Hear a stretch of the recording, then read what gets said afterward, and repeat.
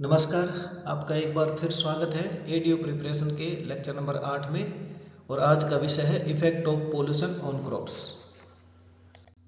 अब ये क्रॉप्स को जो पोल्यूशन होता है कई प्रकार से इम्पैक्ट करता है और कई प्रकार के इसके सोर्सेज हो सकते हैं। जैसे जो सोर्सेज हैं सॉइल पोल्यूशन के, वो एग्रीकल्चर सोर्सेज, इंडस्ट्रियल सोर्सेज और नेचुरल सोर्सेज। एग्रीकल्चर सोर्सेज में हम पेस्टिसाइड हैं, जितने भी हम पेस्टिसाइड इंसेक्टिसाइड इनपुट यूज करते हैं जो सिंथेटिक होते हैं वो हानि कर सकते हैं।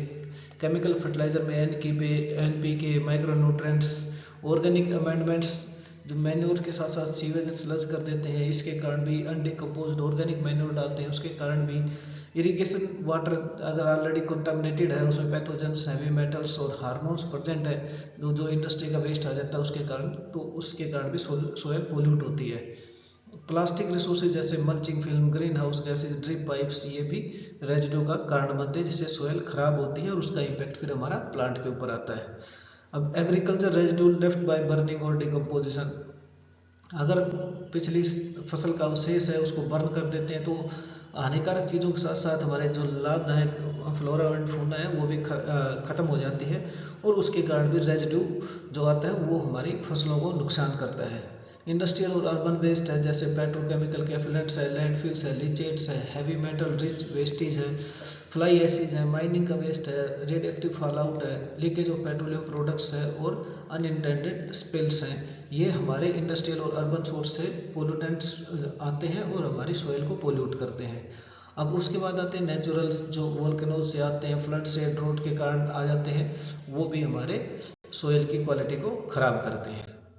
उसके बाद हम डिस्कस करते हैं एयर पोल्यूशन का। एयर पोल्यूशन को किसी भी कारण से, इंडस्ट्री से हो, व्हीकल से हो, हमारी एंथ्रोपोजेनिक एक्टिविटीज से हो, नेचुरल वोल्केनिज से हो, तो उसके जो हेल्दी प्लांट है उसके अंदर क्या क्या चेंज हो सकते हैं।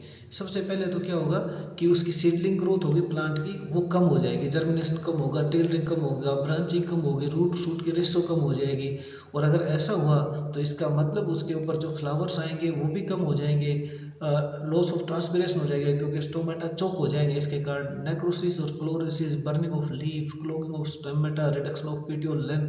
अगर ये ओवरऑल ये सारी चीज़ें हो जाती हैं तो लीफ एरिया इंडेक्स कम हो जाएगा, और अगर लीफ एरिया इंडेक्स कम होता है इसका मतलब जो हमारा सोर्स है वो सिंक तक ज़्यादा फूड रिजर्व को नहीं लेके जा सकता है। जितना वो खाना बनाएगा वो उसका लगभग अपनी मेटाबॉलिक और कैटाबॉलिक एक्टिविटीज़ को पूरा करने में वेस्ट हो जाएगा।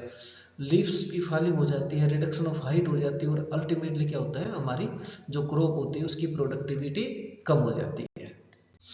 अब एयर पोल्यूटेंट्स हैं वो बड़ा इंपॉर्टेंट रोल प्ले करते हैं, क्योंकि उस टोमेटा को जो हमारा एक्सपोज होता है उसको इम्पैक्ट करते हैं। कैसे इम्पैक्ट करते हैं, या तो स्टोमेटा का क्लोजर करेंगे या गार्ड सेल को डैमेज करेंगे। अगर स्टोमेटा का क्लोजर कैसे होगा कि स्टोमेटा की साइज डिक्रीज हो जाएगी, स्टोमेटा के नंबर डिक्रीज हो जाएंगे, पोर की साइज डिक्रीज हो जाएगी, और स्टोमेटा की कंडक्टेंस है वो डिक्रीज हो जाएगी, जिसके कारण वो जो प्लांट है वो फोटोसिंथेसिस कम कर पाएगा, क्योंकि वो कार्बन डाइऑक्साइड का अपटेक नहीं कर पाएगा, और कार्बन डाइऑक्साइड अपटेक नहीं होगा तो फोटोसिंथेसिस डिक्रीज हो जाएगी। दूसरा, जो लोअर लीव्स हैं, एक तो उनके ऊपर शेडिंग इफेक्ट, ऊपर से जो पोल्यूटेंट्स हैं, पार्टिकुलेट मैटर वो डिपॉजिट हो जाएगा, इसका मतलब वो रेस्पिरेशन ज़्यादा करेंगे, फोटोसिंथेसिस बहुत कम करेंगे, तो प्लांट के ऊपर न्यूट्रिएंट्स के लिए लो स्ट्रेस बढ़ जाएगी। और डिक्रीज इन ट्रांसपिरेशन रेट, जब ट्रांसपिरेशन रेट घट जाएगा क्योंकि स्टोमेटा की कंडक्टेंस घट जाएगी, तो प्लांट का जो उसका ग्रोथ है, उसका डेवलपमेंट है वो रिड्यूस हो जाएगा, कम हो जाएगा। और जो गार्ड सेल को डैमेज करता है, इसका मतलब या तो सेल मेम्ब्रेन डैमेज करेगा या ऑर्गेनेल डैमेज करेगा, जिसके कारण क्या होगा, आयनिक इम्बैलेंस होगा, मेटाबॉलिक डिस्टर्बेंस होगी, और न्यूट्रिएंट का अपटेक डिक्रीज हो जाएगा। जब आयनिक बैलेंस डिस्टर्ब होगा, इसका मतलब स्टोमेटा की जो ट्रांसपिरेशन पूल बनाने की क्षमता होती है वो घट जाएगी। वो घटेगी तो प्लांट का न्यूट्रिएंट का अपटेक घटेगा, तो प्लांट को क्या करना पड़ेगा, पैसिव एब्जॉर्प्शन की जगह एक्टिव एब्जॉर्प्शन की तरफ जाना पड़ेगा। और जब पैसिव से एक्टिव पे जाएगा तो क्या होगा, जो उसने एनर्जी स्टोर की है वो उसको एटीपी के रूप में एनर्जी को यूटिलाइज करना पड़ेगा, क्योंकि उसको ट्रांसपिरेशन पूल को मेंटेन करना है। तो प्लांट की ग्रोथ घट जाएगी, क्योंकि उसके पास ज़्यादा फोटोसिंथेट्स तो बचते नहीं, ज़्यादातर उसके किस में लग जाएंगे, एक्टिव एब्जॉर्प्शन ऑफ वाटर और न्यूट्रिएंट्स में लग जाएंगे। तो इसलिए हमारे जो क्रॉप का ओवरऑल ग्रोथ है, डेवलपमेंट है, यील्ड है, वो कम हो जाएगी। जो सोल्यूबल ट्रांजिशन मटेरियल के आयंस होते हैं वो एडजॉर्ब भी हो जाते हैं रूट सरफेस के ऊपर। रूट सरफेस के ऊपर हो जाएंगे तो पोर से तो न्यूट्रिएंट्स को और वाटर को लेके जाएंगे, वो जो इसका मतलब प्लांट अपटेक नहीं कर पाएगा। अपटेक नहीं कर पाएगा तो प्लांट वाटर के स्ट्रेस से ही मर जाएगा, उसकी ग्रोथ रुक जाएगी। अब इन्वायरमेंटल पोल्यूशन है वो हमने एयर, वाटर और सोयल पोल्यूशन हमने पढ़ लिया। ये क्या क्या कैसे कैसे हो सकता है। जो एयर पोल्यूशन है इसमें nitrous oxide, ozone, sulphur dioxide penetrate कर जाती है स्टोमेटा के ऊपर, उसकी जो गैस एक्सचेंज है उसको कम कर देती है। तो आरओसी जनरेशन हो जाती है पौधे के अंदर और प्लांट के अंदर स्ट्रेस आ जाती है। जैसे आरओसी को वैसे हम क्या बोलते हैं, रिएक्टिव ऑक्सीजन जनरेशन। अब ये बढ़ जाएगा तो प्लांट में स्ट्रेस आएगी। वोलेटाइल ऑर्गेनिक कंपाउंड्स होते हैं, हेवी मेटल्स होते हैं, वो एपिक्यूटिकल जो सरफेस होता है उसको डिजोल्व कर देते हैं और उसके अंदर प्लांट के अंदर वो एंट्री कर जाते हैं, पार्टिकुलेट मैटर और टीएम्स। जब वो एंट्री करते हैं तो प्लांट की एंट्री चौक हो जाती है। वो बाहर से ना तो एयर ले सकता है, ना वाटर ले सकता है, ना न्यूट्रिएंट्स ले सकता है, और जब वो सेलुलर डैमेज होता है तो प्लांट मर जाता है। दूसरा क्या होता है, वो सरफेस के ऊपर डिकम्पोजिशन हो जाता है पर्टिकुलर मैटर का, जिसके कारण क्लोजिंग हो जाती है और स्टोमेटा की और उसकी जो फिजियोलॉजिकल डिसऑर्डर्स होते हैं वो डेवलप होना स्टार्ट हो जाते हैं। जो वाटर पोल्यूशन होता है वो इंडस्ट्रियल डिस्चार्ज से, स्मेल्टिंग से और से हैवी मेटल का कंटामिनेशन हो जाता है ज़मीन के अंदर, और उसके अंदर क्या होती है, वाटर की क्वालिटी भी जो होती है वो डिक्रीज हो जाती है। तो न्यूट्रिएंट का लोड इंक्रीज हो जाता है उसके अंदर, पौधे के अंदर, और उससे क्या होगा, वो फर्टिलाइजर जो क्या है एल्गल ब्लूम्स बढ़ जाती है, काई बढ़ जाती है, ऑक्सीजन कम हो जाती है, और जो उस वाटर के अंदर जो लिविंग बींग्स हैं जैसे प्लांट्स हैं, माइक्रोफाइट्स हैं, फिशेज हैं, उनकी डेथ होना स्टार्ट हो जाती है। सोयल पोल्यूशन हमने देख लिया कि प्लांट एब्जॉर्ब करता है न्यूट्रिएंट्स को और उसके कारण नेक्रोसिस होती है, सेनेसेंस हो सकती है, क्लोरोसिस हो सकती है, लीफ स्पॉट्स होते हैं, लीफ की रोलिंग हो जाती है और ऑक्सीडेटिव स्ट्रेस हो जाती है, जिसके कारण जो आयनिक इम्बैलेंस जैसे डिसऑर्डर पैदा हो जाते हैं। इसके बाद जो पार्टिकल्स होते हैं, पोल्यूटेंट्स होते हैं, वो किस प्रकार के इम्पैक्ट करते हैं। जैसे जो पार्टिकल्स होते हैं वो यानी सॉलिड पार्टिकल्स, वो क्या करते हैं, सरफेस पे डिपॉजिट हो जाते हैं। जब जो लीफ की रफनेस होती है, हेयर होती है, वैक्सेज होते हैं, उसको डिजोल्व करना स्टार्ट कर देती है, लीचिंग हो जाती है, रिसस्पेंशन हो जाती है, लीफ का डिकम्पोजिशन ज़मीन पे गिरता है तो ज़मीन पोल्यूट हो जाती है।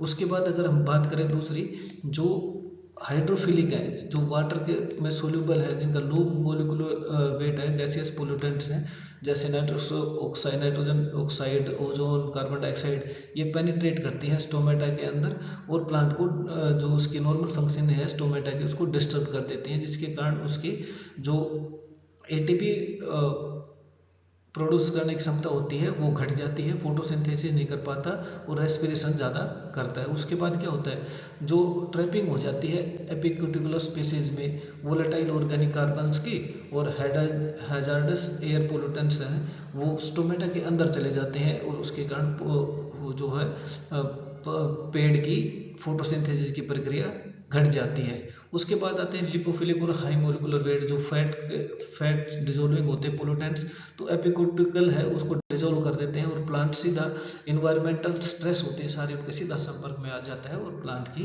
ग्रोथ और डेवलपमेंट दोनों रुक जाती है। अब और बात करें कि जो नेचुरल सोर्सेज हैं और एंथ्रोपोजेनिक सोर्सेज हैं, उनके कारण जितनी ग्रीन हाउस गैसें, जितने पोल्यूटेंट बनते हैं वो बड़ा नुकसान करते हैं। जैसे ज़मीन के अंदर बात करें तो जो अमोनिया जिसको प्लांट के जो ज़मीन के अंदर होती है, चाहे वो हमारे फर्टिलाइज के कारण हो या मैन्योर्स के कारण हो या लेटर फॉल के कारण हो, तो ऑक्सीजन के साथ रिएक्ट करती है और वो नाइट्रिक एसिड बनाती है, जो बहुत स्ट्रॉन्ग हमारी एसिड है, जिसके कारण सोयल में का एसिडिफिकेशन हो जाता है और माइक्रो ऑर्गेनिज्म और जो रेस्पिरेशन की प्रक्रियाएं बढ़ जाती हैं। अब इन प्रक्रियाओं से क्या होगा, जब वाटर पॉन्डिंग होगा, लाइफ स्टॉक का जो वेस्ट है उसका सही मैनेजमेंट नहीं होगा और राइस का कल्टीवेशन होगा, तो क्या होगा, अमोनिकल गैस, नाइट्रोजन ऑक्साइड और कार्बन डाइऑक्साइड जैसी गैसें निकलेंगी और वो इन्वायरमेंट में जाएंगी। जब ये सारी गैसें जाएंगी तो इसका मतलब सारी की सारी ग्रीन हाउस गैसेज हैं और हीट ट्रैप करेंगी, जिसके कारण जो इन्वायरमेंट का टेम्परेचर है वो बढ़ जाएगा और जिसको हम क्लाइमेट चेंज की श्रेणी में जाते हैं। और जो वोलेटाइल ऑर्गेनिक कार्बन है वो NO3 के साथ अभिक्रिया करके और ओजोन बनाते हैं, और ओजोन और जो नाइट्रोजन ऑक्साइड है ये बहुत घातक है क्योंकि लीफ को डैमेज करती है, स्टोमेटा का क्लोजर करती हैं, क्लोरोप्लास्ट को इंजर्ड कर देती हैं, स्टोमेटा के अपर्चर को कम कर देती है ड्राउट कंडीशन। और जब ओजोन होती है तो जो रिएक्टिव ऑक्सीजन है वो बढ़ जाती है, जिसके कारण कार्बन का जो सिंक है वो कम हो जाता है, जो लीव्स होते हैं उसका प्री मैच्योर फॉल हो जाता है। इसका एक उपाय है कि हम ज़्यादा से ज़्यादा फॉरेस्ट लगाएं, जिसके कारण जो कार्बन का सिक्वेस्ट्रेशन होगा और जो इकोसिस्टम की नेट प्रोडक्टिविटी है वो बढ़ जाएगी।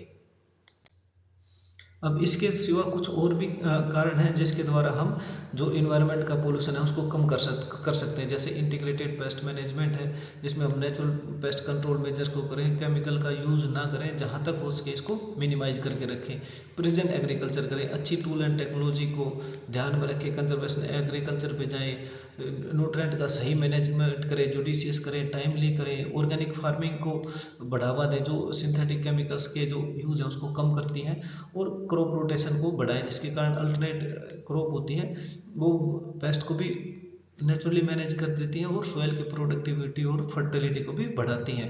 सोयल को कंजर्व करने के जो सिद्धांत हैं उस पर कंजर्वेशन टिलेज जिसका एक इम्पोर्टेंट काम है कि वो हम रेजिड्यू को सोयल के ऊपर रख देते हैं, जिसके कारण ना तो इरोजन होता है और वाटर का कंजर्वेशन भी होता है। फिर है कवर क्रॉप्स, जितना खाली पीरियड है उसमें हम फैलो लैंड्स के ऊपर कवर क्रॉप लगाते हैं ताकि वाटर का लॉस ना हो और वाटर कंजर्व रहे और जो बारिश आए उससे इरोजन भी ना हो।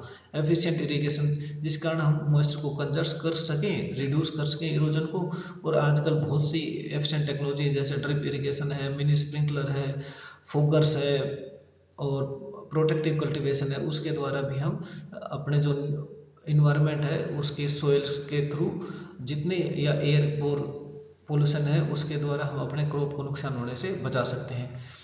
वाटर का मैनेजमेंट हम यूँ भी कर सकते हैं कि बफर स्ट्रिप्स लगा दें, वाटरवेज में प्लांट्स लगा दें, जिसके कारण कि जो बफर जोन होती है, बफर स्ट्रिप्स होती हैं, उसके अंदर से जो ड्रेनेज ज़्यादा हो और लॉस कम से कम हो, ना न्यूट्रिएंट्स का लॉस हो ना सोयल का लॉस हो।